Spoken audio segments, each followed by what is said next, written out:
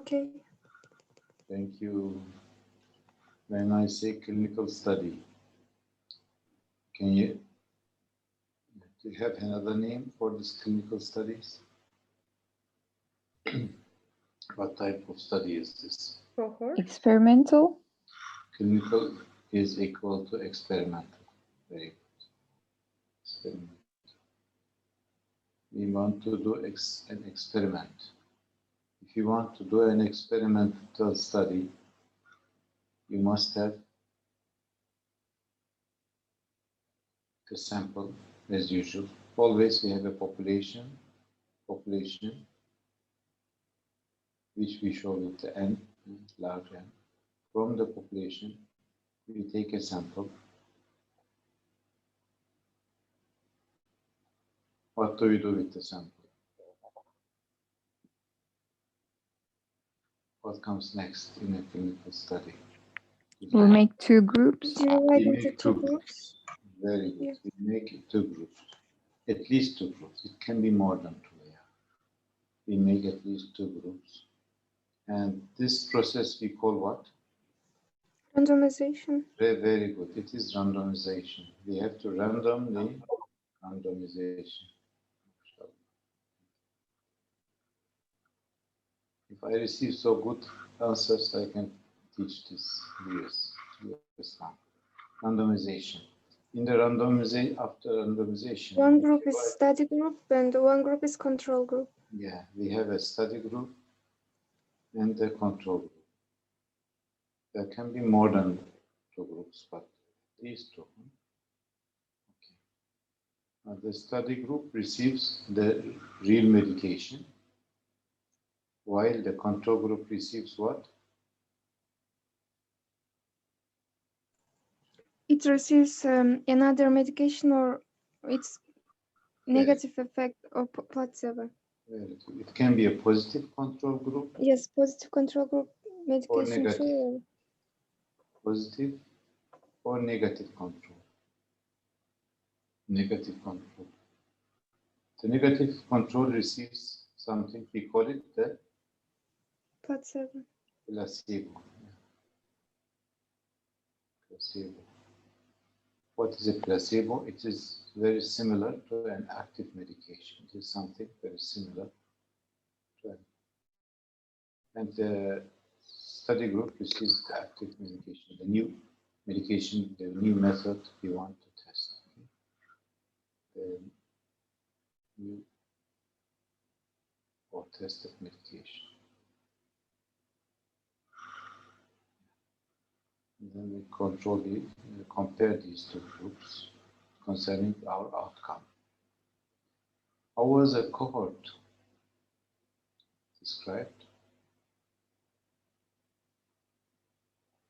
What is a cohort, by the way?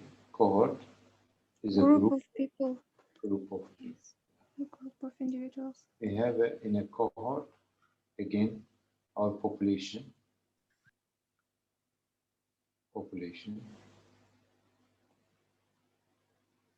But this time we have some of the population have the disease, some others are healthy. So this is the healthy group, let's say. And this is the ones who have the disease. Have the disease.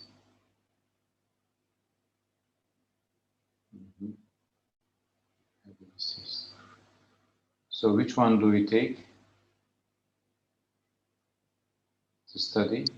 The study is conducted among the healthy ones or the ones who have the disease? Healthy ones, because Yes, like we're those who gonna have the disease you cannot compare anymore. Okay, so gonna they have to search be related. early, healthy in the beginning. And what do we do next? We categorize them, we follow up them for the future. This is time-wise, it is from the past to the future. Therefore, we call it, if it is from the past to the future study, Perspective. we call it a prospective study. This is a prospective study. Okay, we follow them to the future. And some of them, they have the risk factors, risk positive. Some others are risk negative. What was our examples for the outcomes? An example for outcome was MI, for example, myocardial It's more infarction. detailed. And I didn't forget, I will ask you about the Framingham Framingham study. study. I hope you already studied. Yeah, MI is the outcome, let's say. So for the MI, there may be risk factors, such as what? A risk factor for MI, e.g., E dot G. Anybody can tell me a risk factor for the MI? I remember modifiable risk factors, non-modifiable risk factors. Smoking. Smoking, for example. Let's say Yes. smoking, okay? Smoking. Smokers, non-smokers. And from those who smoke, some of them, they have the condition, the disease positive. Some are disease negative. Some from the risk negative group also will have the disease, and some will be disease negative. This was how we, by this way, we have a 2 by 2 table, and we calculated what? In a cohort study, Relate risk. in the analysis of the cohort study, we calculate the relative risk. So this is the risk positive group, risk negative group. Here we have the disease positive and disease negative. This is A, B, C, and D. And how was the formula for the relative risk? It was, somebody help me to write it down. Yes, A upon the disease, the risk, the possibility of having the disease in those with the risk. It is, this is A plus C. A upon A plus C divided by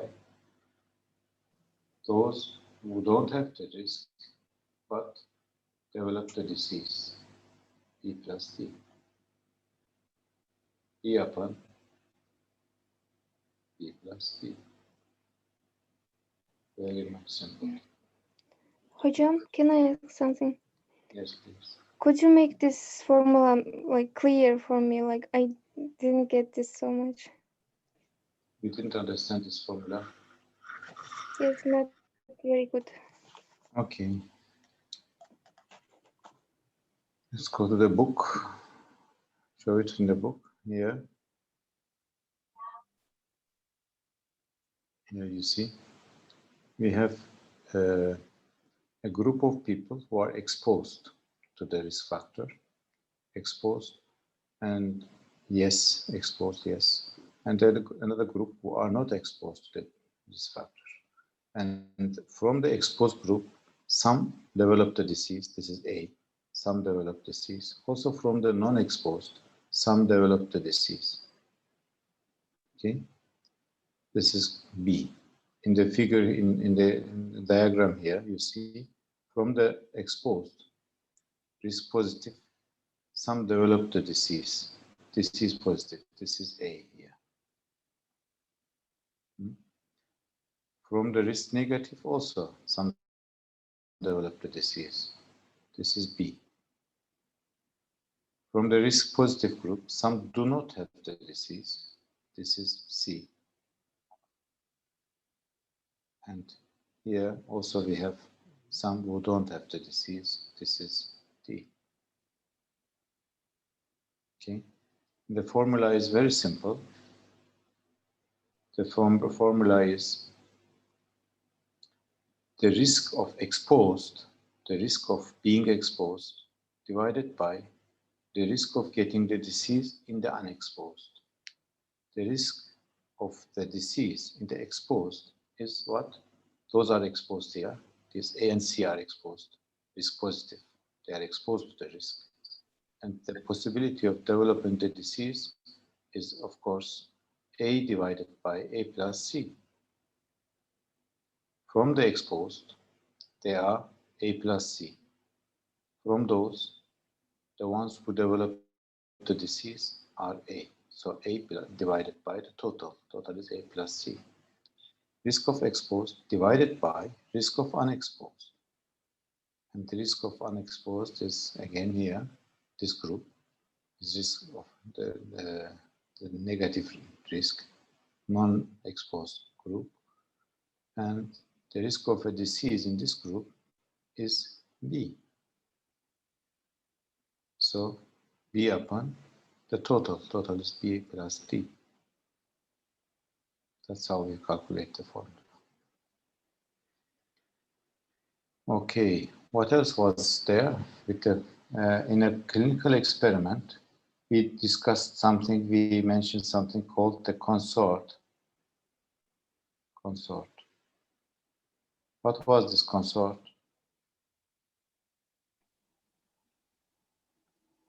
Consort was the standards of writing a report.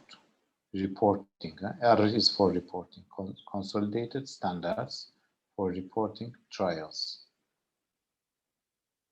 Okay, what did we have similar to consort for cohort studies, for observational studies? How do we? Yeah, Strobe. Thank you. Strobe. Okay, so these two guidelines, these are guidelines how to write a report for clinical experiment. And there are, I showed you, there are other guidelines, but these two I want you to remember for this course. Consort guidelines and the Strobe guidelines. Okay, so who is going to tell me what is the Framingham? The classical example for cohort was the Framingham heart study. Who is going to tell me? It is a cohort study that was initiated in United States in 1948 for the cardiovascular disease. Mashallah, Janan, thank you. Yes. And what is the benefit of cohort? Is it relevant to you as a doctor? How do you get use of it? Yes, it's really like they did a lot of job. Thanks to this Framingham study, like we know everything, not everything, but a lot nowadays about heart diseases. And heart diseases used to be like normal aging factor, like stroke and hypertension was normal, but and now we can like treat them thanks to this study. Yeah.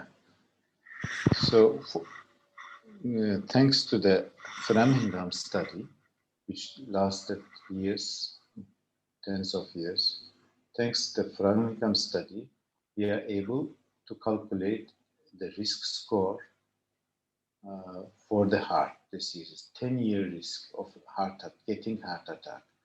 We can calculate estimates of 10 years risks for a heart attack by very simple. There are other applications, but you may use this mdcalc.com. Very simple. By typing age, I am 52 years of age. I am a male. Let's say I am a smoker. I am not smoking, but let's say I am a smoker, and I have high cholesterol. Let's say my cholesterol level is 7 millimole, and my HDL cholesterol is low, let's say It is, I don't know the normal in millimoles. We use here milligram per deciliter. And systolic blood pressure, I have high blood pressure. Let's say my systolic blood pressure is 60, 160. And I don't receive a medication. What is my risk for getting a heart attack? 30 points. It is 30%. How they calculated this 30%? Using this relative risk. Relative risk. My risk compared to the risk of somebody who does not have all these risks. And if you show this, please, I advise you, if your father, mother, sister, brother, uncle, any friend is, if you consider that he or she has cardiac risks, then calculate it just as a game, or simply to show that you understand something from medicine. Go to this web page, calculate this risk. You just need to know the total cholesterol level, the HDL cholesterol, and the systolic blood pressure. And then you can calculate and you can convince very easily the person that, look, a normal person is 10, you have 30. So this is 3 times more. And you could decrease your risk. By what? By stopping. You cannot change your sex. You cannot change your age. So what you can change here, you can change your smoking status. If I stop smoking, you see how the risk decreases. Isn't this beautiful tool for a medical doctor to convince his patients or her patients to change, to make some change in their life? If he has high blood pressure and doesn't use the medication, and you convince him by using medication, you may, if you're still using medication and you have high blood pressure, of course, this is dangerous. So he should use medications and he should decrease his blood pressure to a normal level. Then you can demonstrate very, very nicely that there will be benefits. The risk will be equalized with the normal general population. Okay, Alperen, did you study about Framingham? Alperen is there? He's sleeping. Abdul Basit, are you there? Yes, sir. Did you study about Framingham? Did you make a research? No, sir. I will study about this. You didn't do it, okay. Alperen. Abdullah Kasimov. The same. Have you studied about Framingham? No, I will study the same. Okay, sorry for that. You're missing to become a good doctor. Adil Berkay. You also not studied? Aileen Asivalieva. What about you?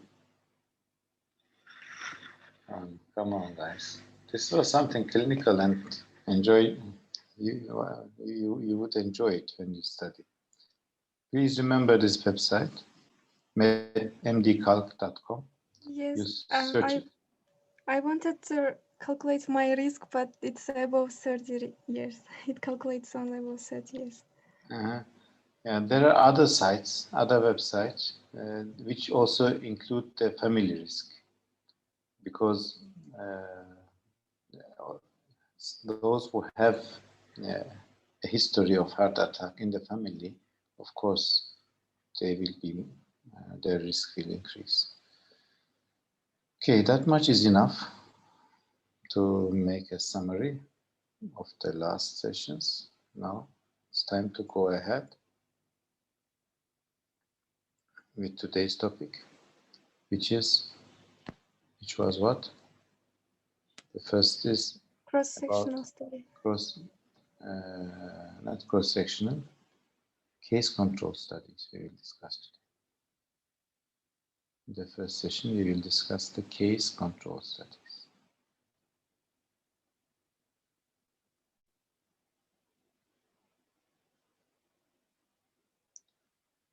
Let us go to our book. Okay. Clinical cohorts, yes. So case control. It's time for the case control studies.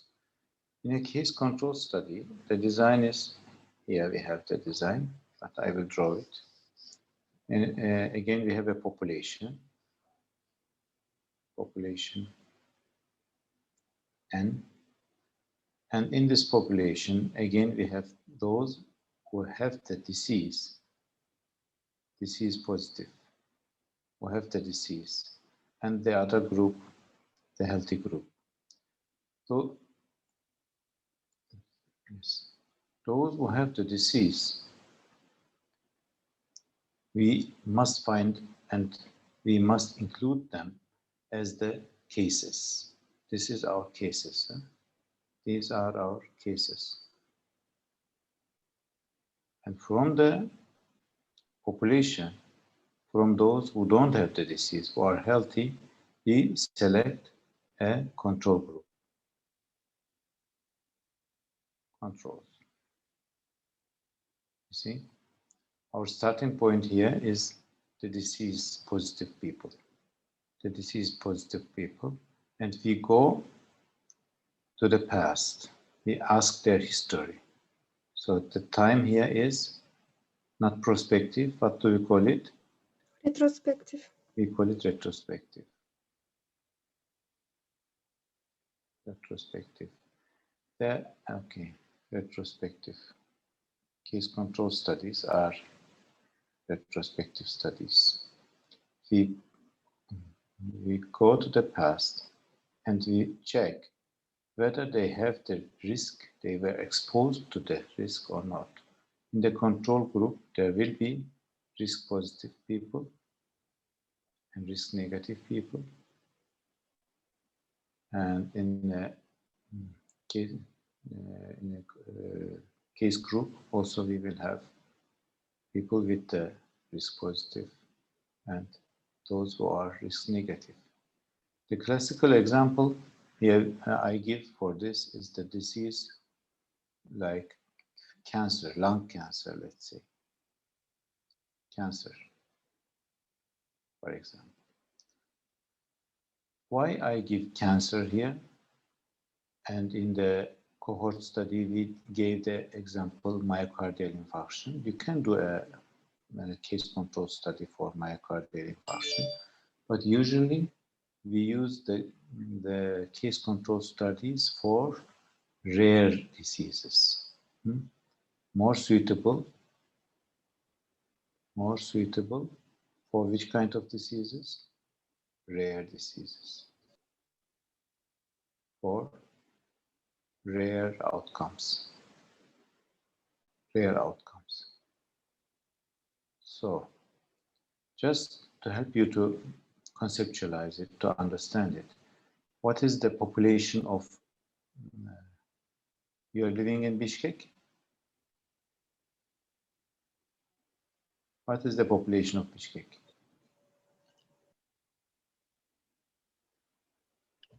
Around 1 million people.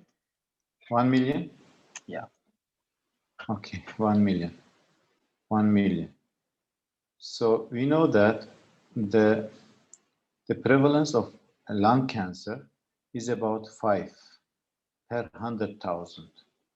If in 100,000 people we have 5 lung cancer, how many people do you expect in a 1 million population to have the lung cancer? Approximately 50 people. Is that correct? Am I correct?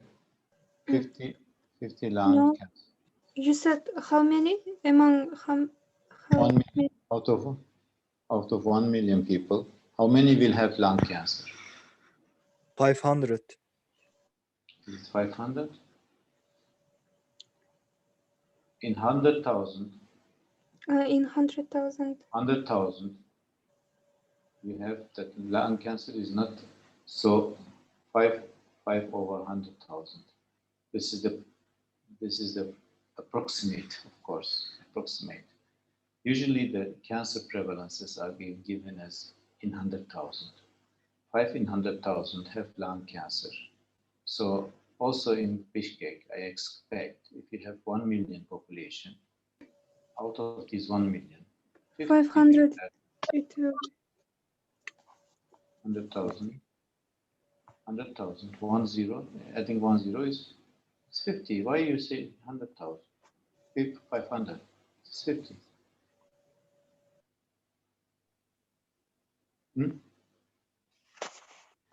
My dear. I don't know, I calculated it was 50. How do you calculate?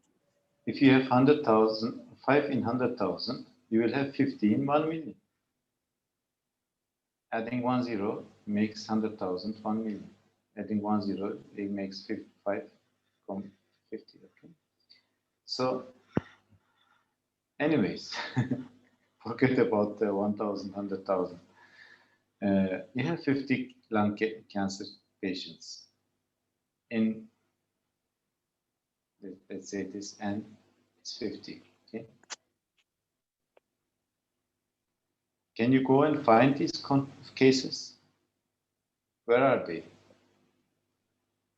If somebody has lung cancer, he must go to the hospital, isn't it? Most of them, if there are 50, 49 of them will be registered to an oncology clinic in a hospital. Yes, because it is a very serious disease. Maybe there are very, very rarely people who have lung cancer and who don't go to the doctor, but that's very unusual. So they will be registered in the hospital. You can easily track them, go find their addresses, go and examine them, go and ask them some questions. Okay, so we find these 50 people very easily, and we ask them, have you smoked or not? The risk here can be smoking, for example. Smoking again. Because we know that smoking is a significant risk factor for lung cancer. So we retrospectively, we track them, we find and we ask them, are you a smoker? Have you been a smoker or not? Some say yes, some others say, no, I didn't smoke. And also in the control group, you need to find first the control group. The control group can be, where are you going to find at least 50? It has to be at least 50. It can be 50, or it can be double. It can be 100, 150. Even you may have, 150, even you may have quadruple, 4 times. So they have to be at least the same. It is suggested that the controls shall be at least the same size as the cases. You can easily find, there are 1 million people living in Bishkek, so you can easily go and find controls. But where should we find the controls? We may find them in the hospital because they were already in the hospital, in the oncology department. So easily I can go to another department, to the dermatology department, to the internal medicine ward, and easily I invite people. They will accept because they are in the hospital. But the issue is what? Those, if you select hospital-based controls, the controls from a hospital, the risk, the possibility of having the risk is high again.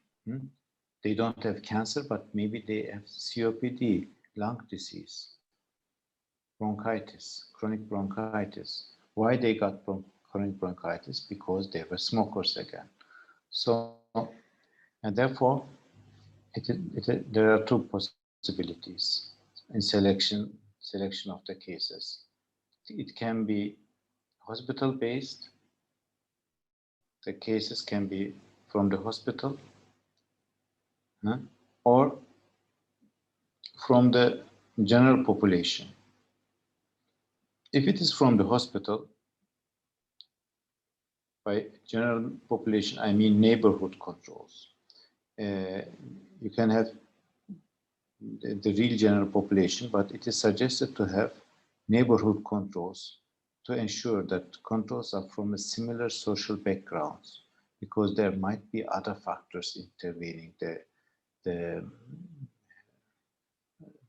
factors that may affect the outcome. So, in summary, we have to be very careful with the selection of the controls. Although the controls can be from the hospital, which is easy to find from the hospital, they may have a higher risk. So hospital-based controls may over-select individuals who have been exposed to the risk factor. Therefore, we don't suggest hospital-based risk. The other possibility are hospital-based control groups. The other possibility is to have a control group from the general population, but the best is to have neighborhood controls. Neighborhood controls means relatives or neighbors living in the same socioeconomic conditions as the patients, as the cases. So again, we have this 2x2 table. Matching, I will mention about the matching, yes. Again, we have this 2x2 table. Let me draw it here. But here we don't calculate the relative risk. We call it the odds ratio. We calculate the odds ratio, The odds ratio is calculated based again on this 2x2 table. Okay, we have the risk positive and risk negative, and this is positive and this is negative people. Again, let's call these as A, B, C, and D. Okay. So how do we calculate the odds ratio? It looks like it is a bit more complicated because the odds of exposed, we must divide the odds of exposed to odds of non-exposed. The odds of exposed is what? A divided by odd exposed is A divided by A plus C divided by C divided by A plus C. Odd means the proportion, C divided by A plus C. So since you are good in maths, you will easily understand that this A plus C can be divided, leaving A divided by C. A divided by C here. And the odd of unexposed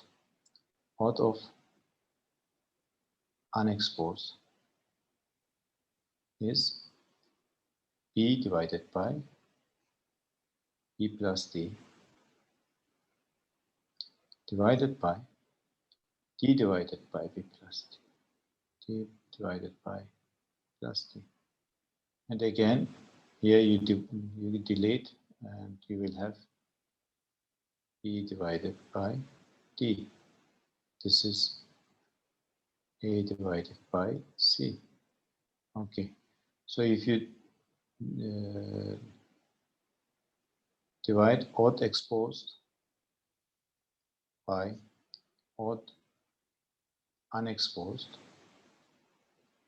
this is how we calculate the odds ratio.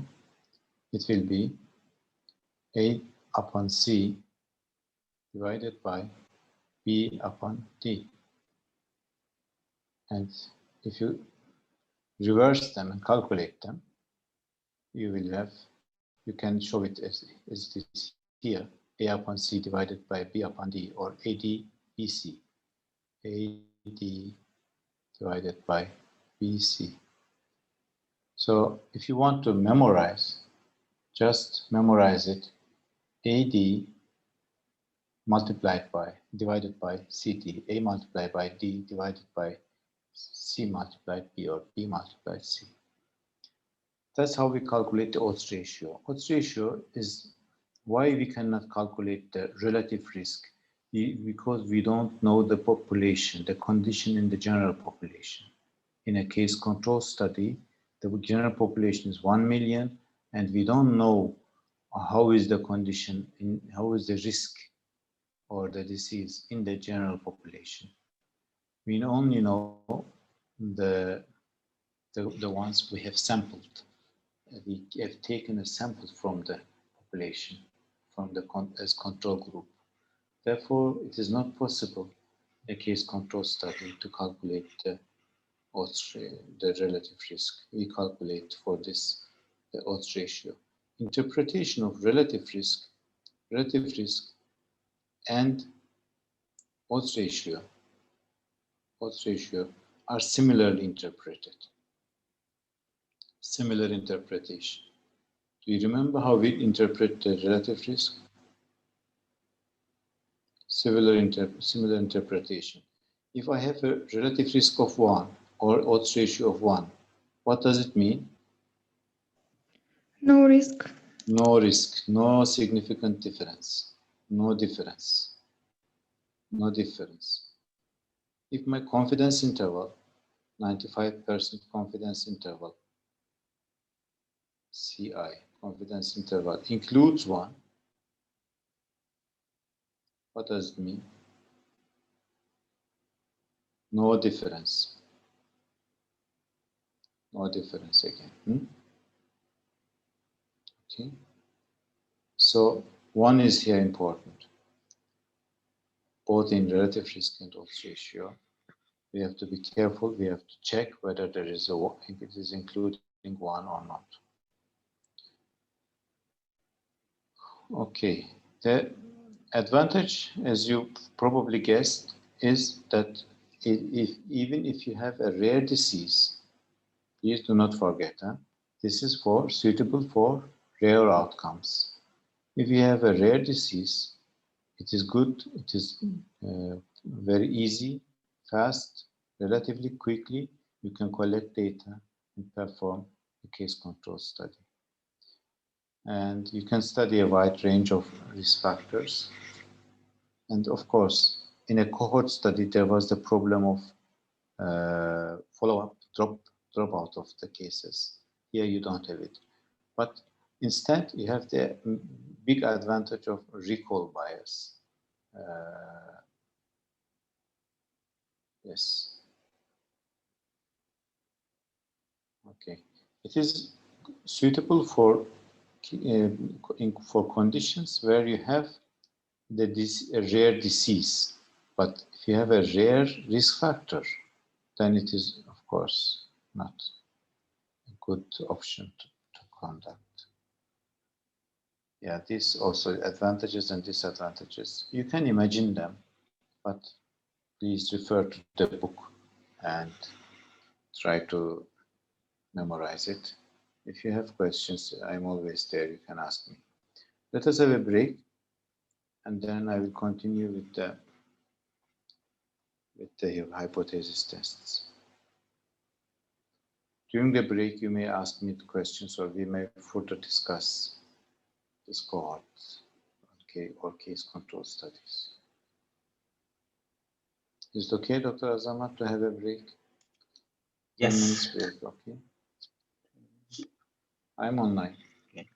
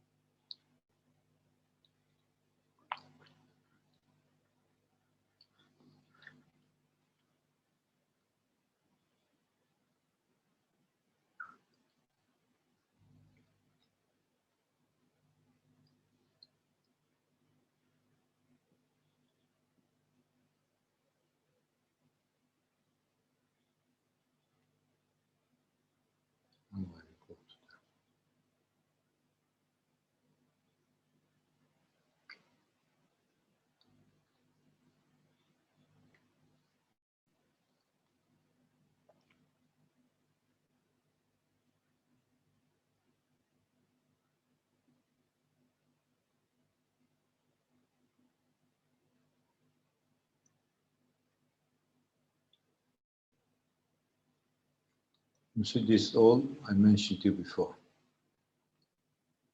That's actually nothing new to you. Yes. Student T, ANOVA, chi-square, Mann-Whitney U, Wilcoxon, Fisher exact.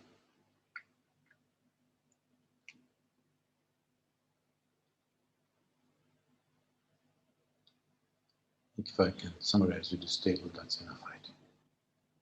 Okay.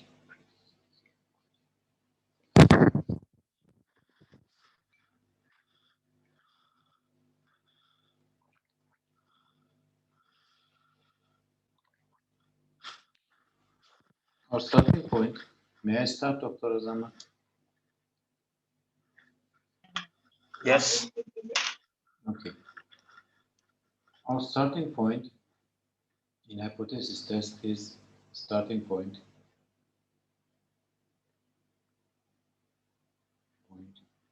is the outcome.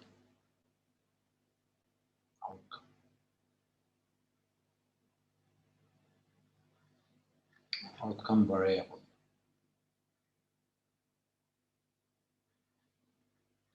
Our outcome variables can be numerical,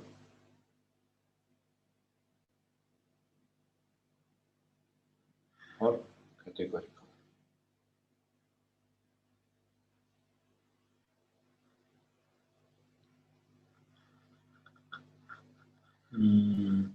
Apik, are you there?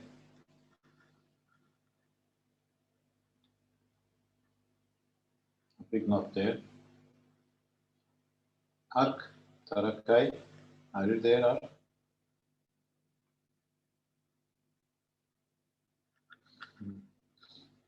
Strange. Aizere, Aysama, Ayşe Sağlam.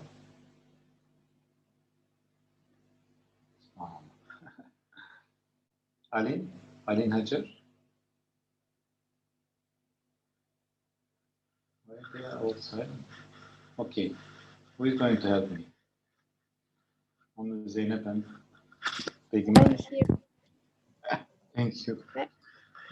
Thank you. Fortunately, you are there. So, give me an example for numerical data. Age. It may be age. Okay, age. For example, age. What else? Years. Can you mention Banu? Can you Yes. mention a laboratory data, please? It might be What? Blood? blood hemoglobin level. Hemoglobin. Okay. Age, hemoglobin level. Fast sugar glucose. Fasting blood glucose. Fast, Yes. yes. And also weight and height of Weight, height, yes. Congratulations. Thank you. These are all numerical measurements. If you measured your numerical data variable in one group,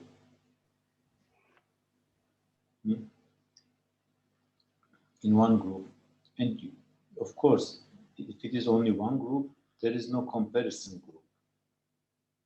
But you remember all these study designs we mentioned, the experimental study, the cohort, the case control, we have at least two groups, the cases and the controls, the experimental group and the control group again. But if you have a cross-sectional study and you have measured your data only in one group, we measured the hemoglobin levels.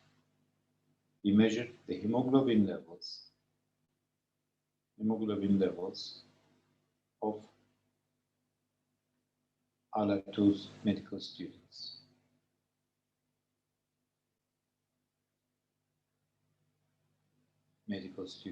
Okay. So we need to compare it with something. It can be the comparison will be, and we want to compare it Compare with what? With a known mean. A known mean, which we show with the mean. Okay. In this case, the test you are going to do is the one sample t-test.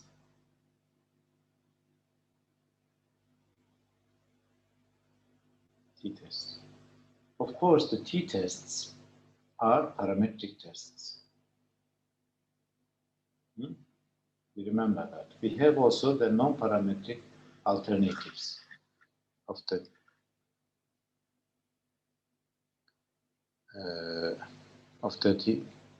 each parametric test. What is the non-parametric alternative for the one sample t-test? Sign test? Thank you so much. We have the sign test. Okay. How we conduct these tests, I will show you in the upcoming classes. That much is enough for the one group. If you have a numerical variable measured in two groups,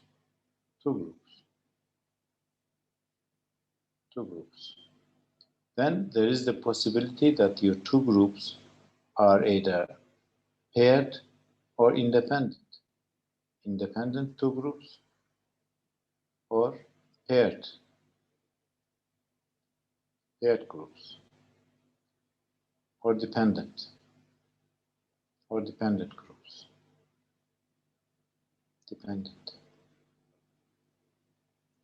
Let us give examples for the independent and paired two groups. I measured hemoglobin levels, not in only ALA2 medical students.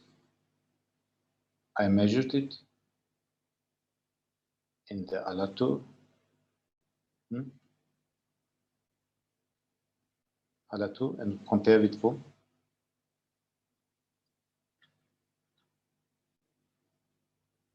Come on, give something, anything. ALA2 and Marmara, where I am graduates from. Okay?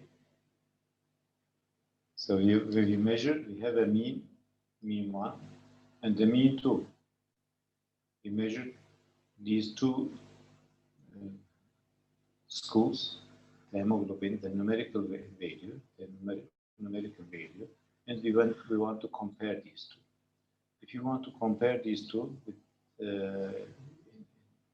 because they are independent, the hemoglobin levels of ALA2 students will not affect Marmara students.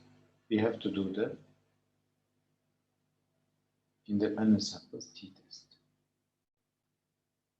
The independent samples t-test, which has another name called the what?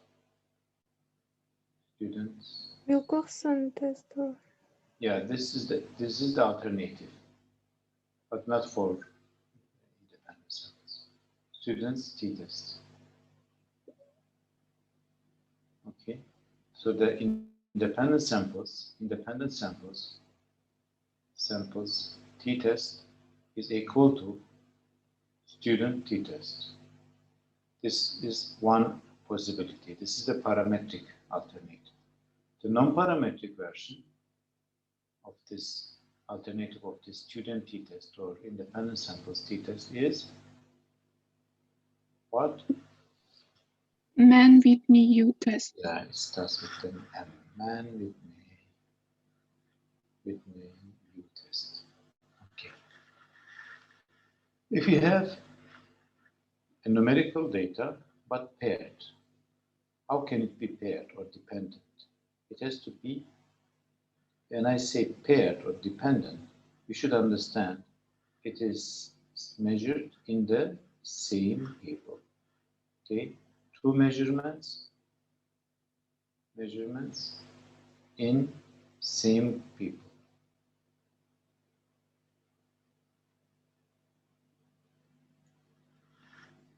What kind of example we can give? Again, we measured the hemoglobin level in the ALA2 medical students, but twice.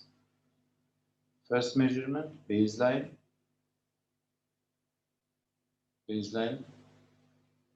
And then we have later another measurement, second measurement.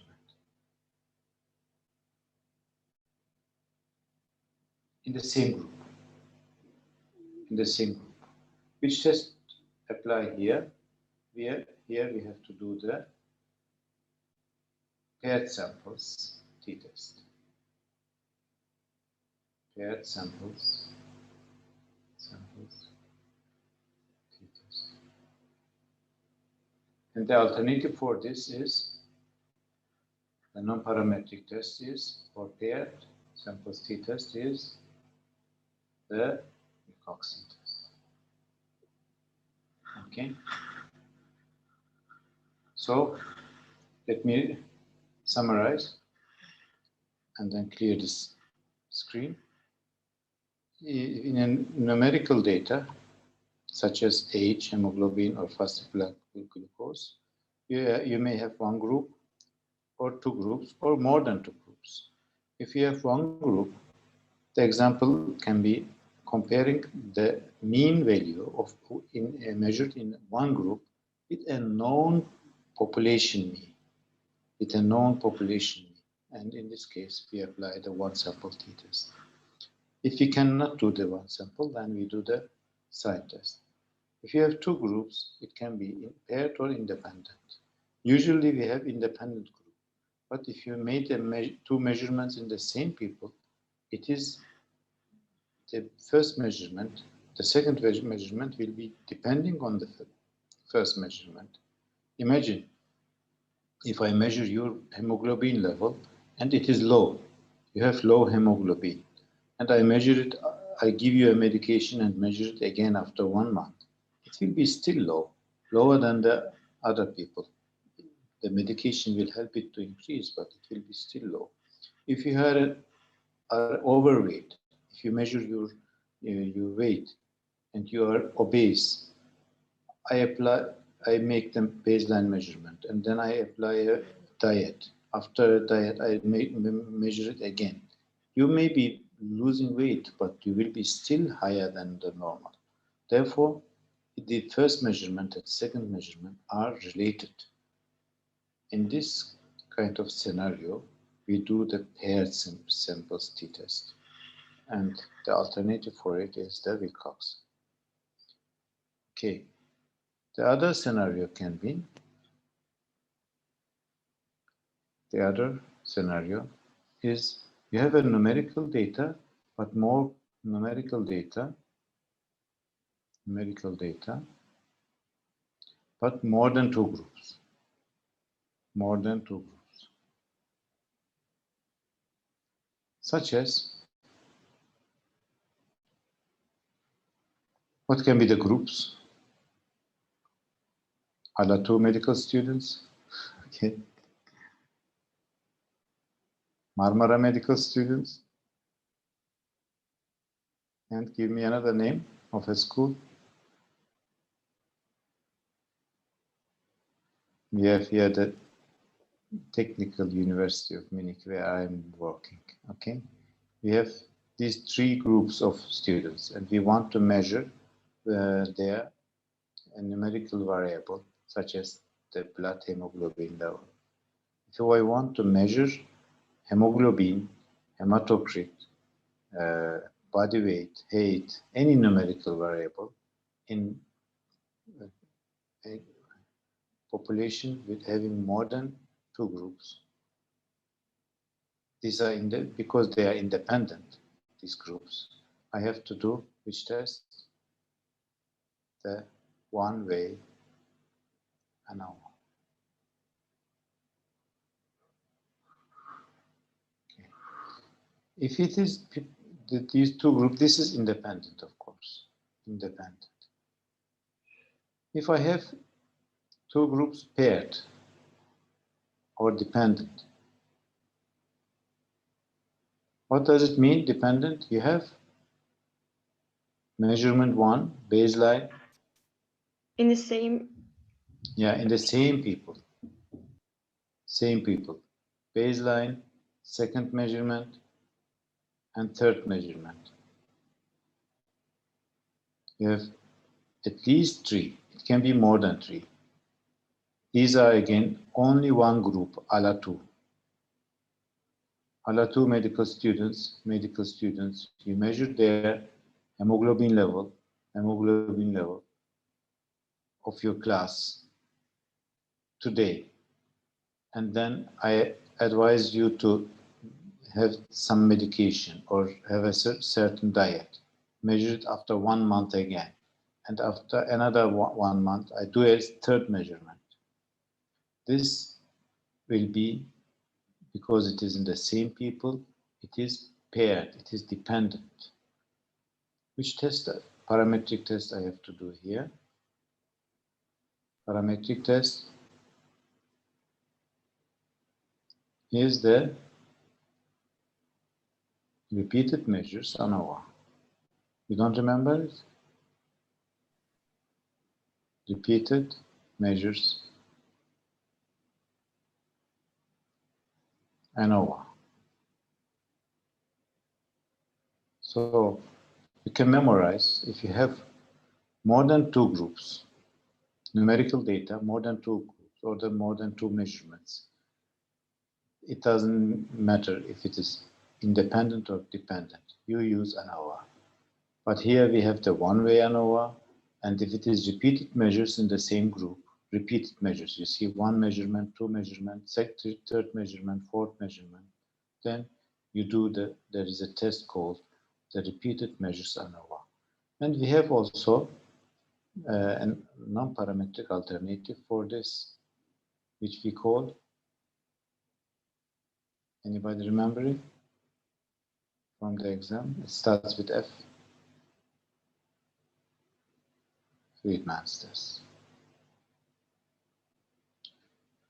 Okay, so this much for the numerical data. What if we have a categorical outcome variable?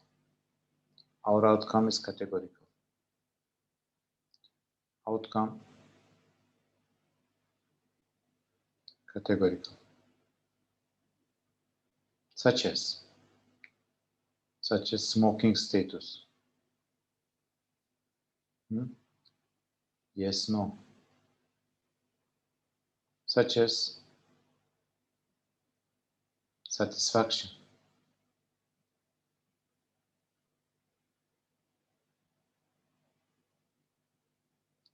Low, medium, high satisfaction. You see, these have categories. Okay? If you have one group, it means you made the measurement in only one group. We may have one group. We may have 2 groups. Or again, we may have more than 2 groups. If it is one group, you made your measurement in one group. What kind of scenario we can have here? Sign test? Yeah, the test is sign test. If it is categorical outcomes, you don't have the parametric, non-parametric. Huh? You only have, these are all non-parametric tests. You have the sign test. You don't have the alternatives here. And the scenario can be what? You have, you made the measurement in one group and you want to compare it with a known population. You measured the smoking status, smoking among ALA 2 students, smoking among ALA 2 compared with what? With a known percentage. Known percentage. Okay, so you found that, let's say 20% of the ALA 2 medical students said yes to smoking. They are smokers. And you want to know whether it is different, it is significantly different from the general population in Bishkek, let's say. Okay? If you know the the mean of the general population, you can calculate it using the sign test. If you have two groups, again we have the paired or independent. If you have two groups, it can be independent or it can be dependent or paired. When I say paired, you will understand always two measurements in the same group, in the same people. Independent means you asked about smoking and you want to compare it between, for example, males and females. For example, is there a difference in smoking status between males and females? It is not related. The smoking of males is not related to that of females. So here we do the which test? McNemar's. Chi-square. It is independent. If it is paired, we do first measurement and second measurement in the same group. Second measurement. Then you're right. We do the McNemar's test. Okay. So here we do the chi-square. Please remember, if you have a categorical data, and independent, always chi-square. Categorical data, independent groups. If you have a categorical data but paired, the same people, two measurements, then we do the McNemar's test. You may have more than two groups, and independent, again, always chi-square. Chi-square. Chi, we may show with the Greek letter chi, or write it as chi-square.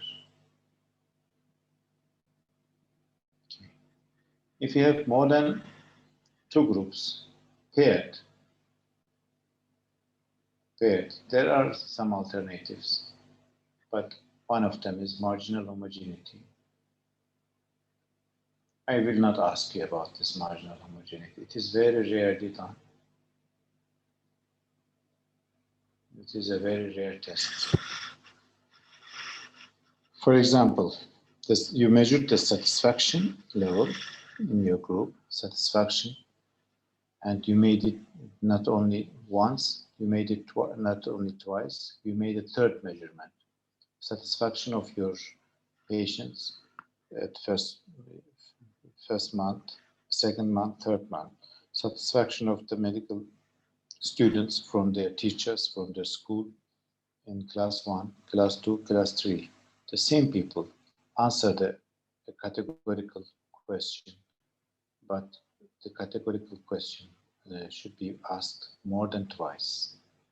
We do the marginal homogeneity test. Okay, in summary, which test we mentioned is important for us? The t-tests and their alternatives, the ANOVA and different kinds of ANOVA, and the chi-square. You see,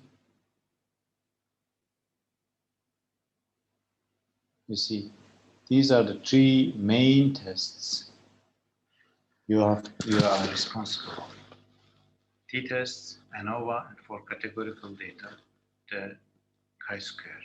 T-tests, we have the paired t-test, independent samples t-test, and their alternatives, Mann-Whitney, U, and the Wilcoxon. ANOVA, we have the one-way ANOVA, and the repeated measures ANOVA, and also their alternatives, one-way ANOVA, Kruskal-Wallis. We didn't mention about Kruskal-Wallis, sorry. Yeah, and the repeated measures on our Friedman test. Chi-square doesn't have any alternative. But if you have paired that data, then you do it. You do the McNemar's test. Let me show you the diagram here. Where is it?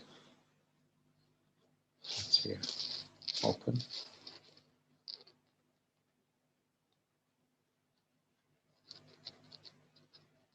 Once more, this diagram. Please, you have this with you. Please go through it once more. If you have questions about it, we may discuss it in the next session. One sample t-test or the sign test.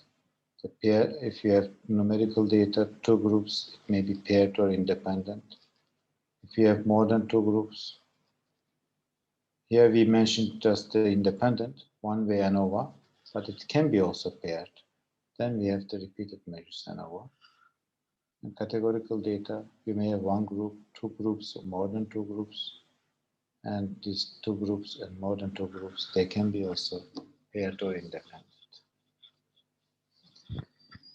Yes, folks, that's all I want to tell you for this course, for today's session. And next time, we start with the hypothesis tests and then go on with into the details of numerical data, one group. Which test do we do here? The one sample t-test. Sign test. Or the T-test. sign test. Or the sign test. Thank you. Yes. Or the sign test. And if I say you numerical data, two related groups, you understand? Paired Paired t-test. sample. Paired t-test or the Wilcoxon. You see? So easy. If you have numerical data to independent groups, we mean the students t-test or independent samples t-test. T. Or the Mann-Whitney U-test. If you have numerical data more than two independent groups, we mean what? One-way ANOVA. One-way ANOVA. One-way ANOVA. Or we have the alternative Kruskal-Wallis. Okay. If you have categorical data, two related groups, we will discuss categorical data to NEMR. If you have categorical data to independent groups, we will have the chi-square. And there we will finish.